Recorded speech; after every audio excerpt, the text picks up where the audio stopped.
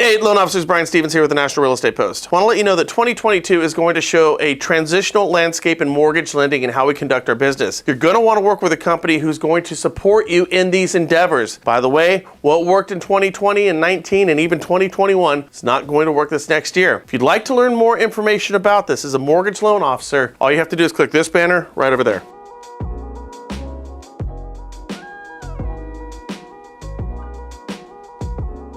Case in point, the new FHA loan limits are here, and for the first time in doing this for over 15 years, I'm actually shocked. See, for most of the United States, the loan limits for FHA mortgages are going to increase in 2022 to $420,680 for most counties. Specifically in areas where 115% of the median home price is less than this limit, this equates to 65% of the newly announced conforming loan limits of $647,200. And that's on conventional loans, of course, and we just saw that a couple of days ago. Now, here's the tricky part. Listen to this. Areas in which 115% of the median home price is above the new FHA mortgage limit are considered high-cost areas and have a new FHA loan limit ceiling of $970,800. It's $1 million almost, or 150% of the national conforming loan limits. See, FHA is required by the National Housing Act, the NHA, as amended by the Housing and Economic Recovery Act of 2008, HERA as we all know it, to set single-family forward mortgage loan limits at 115% of the area. So here's the kicker, and here's where the big bucks are really located for loan officers. Listen in now. Did you know that FHA insured HECM, or AKA reverse mortgages, maximum claim amount is going to increase to $970,800 for 2022? And did you know that FHA's current HECM regulations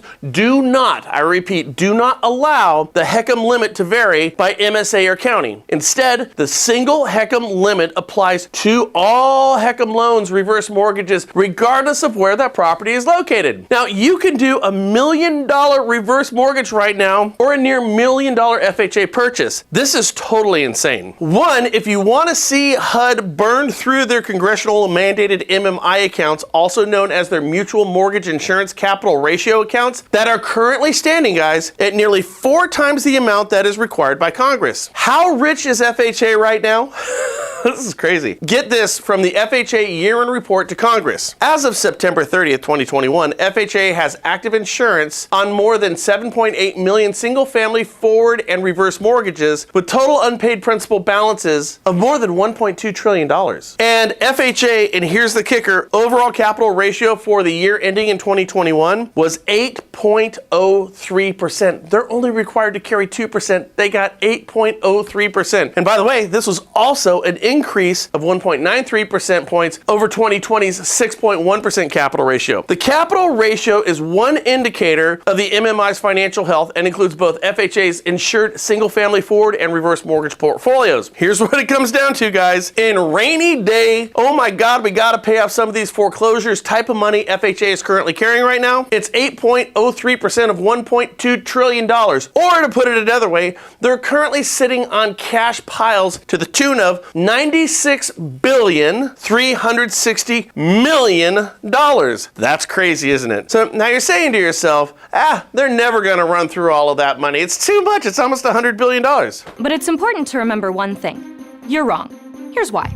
Back in 2006, the MMI capital ratio was sitting at 6.82%, not too far off of the 8.03% of today. Yet by 2012, just 6 years later, all of that money was depleted. It was gone, and FHA's MMI account was actually in the hole, 1.44%. Now you might be saying to yourself, well, they insured a smaller book of business back then on a singular loan off basis, and you would be absolutely correct. But see, back in 2006, loan limits on FHA was $200,160, and this was for our standard areas, and it was $360 to $790 in high cost areas. Now our conforming is well north of 4, and our high cost areas is basically $1 million.